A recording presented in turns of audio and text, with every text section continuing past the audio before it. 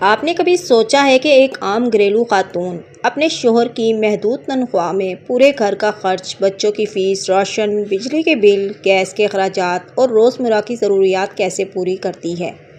آخر وہ کون سی حکمت عملی اپناتی ہے جس کی بدولت مہینے کے آخر تک گھر کا نظام چلتا رہتا ہے؟ اگر آپ بھی جاننا چاہتے ہیں کہ ایک سمجھدار ہاؤس وائف کس طرح بجٹ بناتی ہے اور کم آمدنی میں بھی گھر کو خوشحال رکھنے کی کوشش کرتی ہے، تو آج کا ولاگ آپ کے لیے ہے۔ آخر تک دیکھیے گا کیونکہ اس میں ایسے عملی نکات ہیں جو ہر خاندان کے کام آ سکتے ہیں۔ السلام علیکم پیارے دوستو، ایک گھر کو چلانا بظاہر آسان لگتا ہے، لیکن حقیقت میں یہ ایک مکمل ذمہ داری اور فن ہے۔ خاص طور پر آج کل کے دور میں جب مہنگائی مسلسل بڑھ رہی ہو اور آمدنی بھی کم ہو، تو گھر کا بجٹ سنبھالنا ہر کسی کے بس کی بات نہیں۔ یہی وہ مقام ہے جہاں ایک سمجھدار اور سلیقہ مند گھریلو خاتون اپنا اصل کردار ادا کرتی ہے۔ وہ نہ صرف گھر کے اخراجات کو متوازن رکھتی ہے بلکہ بچوں کی ضروریات، تعلیم اور مستقبل کا بھی خیال رکھتی ہے۔ ایک کامیاب ہاؤس وائف سب سے پہلے اپنے گھر کی آمدنی کو سمجھتی ہے۔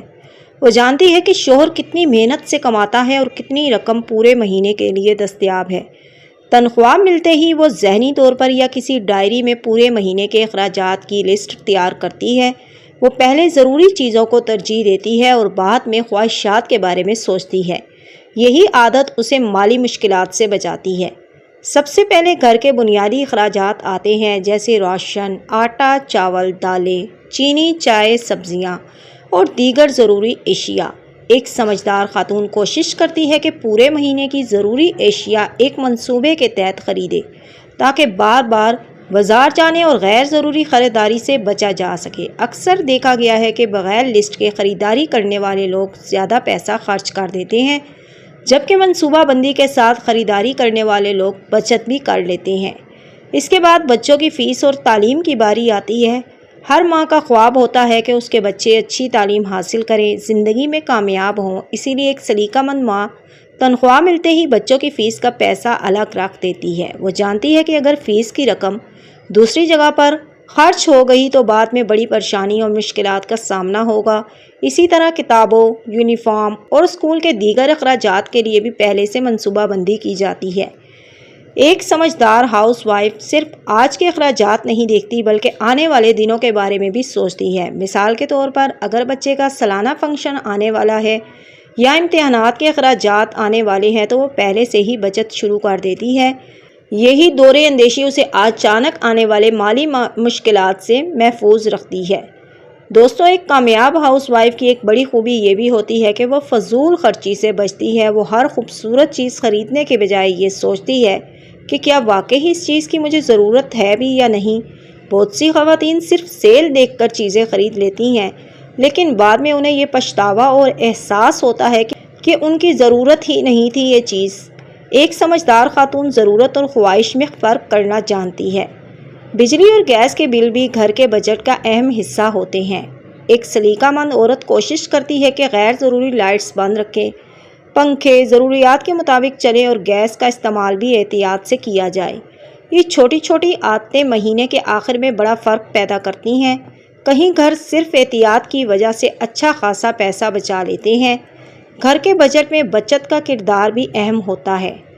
چاہے آمدنی کم ہو یا نہ ہو، ایک سمجھدار خاتون ہر ماہ تھوڑی سی رقم ضرور بچانے کی کوشش کرتی ہے۔